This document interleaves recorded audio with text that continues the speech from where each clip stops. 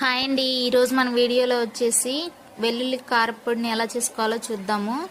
ఇంతకుముందు మన ఛానల్లో వెల్లుల్లి కారపొడి రెసిపీ పోస్ట్ చేశాను అనమాట. ఇది కూడా అలాంటిదే, కాకపోతే కొంచెం డిఫరెంట్గా ఉంటుంది. ట్రై చేయండి, టేస్ట్ చాలా బాగుంటుంది. ఇడ్లీ, దోశ లేదంటే పులిహోర ఎందులోకైనా టేస్ట్ అనేది చాలా బాగుంటుంది. ఉప్మాలోకైనా తినేయచ్చు, లేదంటే మనం వైట్ రైస్లోకైనా నెయ్యి వేసుకొని తిన్నామంటే చాలా టేస్టీగా ఉంటుంది. ముందుగా ఇది చేసుకోవడం కోసం ప్యాన్లో ఆయిల్ వేసుకొని మినప్పప్పు, పచ్చిశనగపప్పు, ధనియాలు, జీలకర్ర, అలాగే ఎండుమిర్చి, కరివేపాకు వేసి వేయించుకున్న తర్వాత చల్లారిన తర్వాత వాటన్నిటిని మిక్సీ జార్లో యాడ్ చేసి కొంచెం చింతపండు, టేస్ట్కి సరిపడా ఉప్పు, అలాగే ఫుల్ వెల్లుల్లి నుంచి పాయలు తీసుకొని మిక్సీ జార్లో యాడ్ చేసుకొని కొంచెం బరకగా గ్రైండ్ చేసుకున్నామంటే మనకి వెల్లుల్లి కారపొడి అనేది రెడీ అయిపోతుంది.